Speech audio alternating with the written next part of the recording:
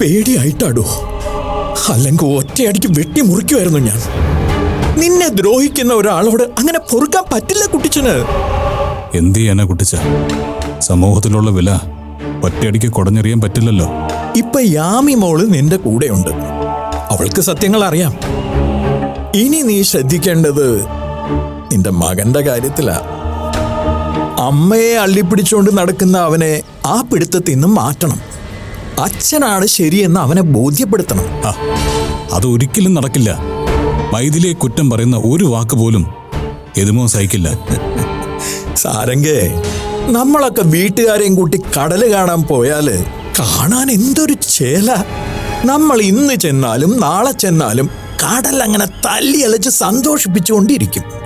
ഒരു മാറ്റവും ഉണ്ടാവില്ല എന്ന് നമ്മൾ വിശ്വസിച്ചുകൊണ്ടിരിക്കുന്ന സ്ഥലത്ത് നിന്ന് ഒരു ദിവസം 40-50 അടി ഉയരത്തിൽ തിരമാലകൾ ഉയർന്ന് സുനാമി ഉണ്ടാവും. അപ്പോ പഴയ വിശ്വാസങ്ങൾ എവിടെ പോയി?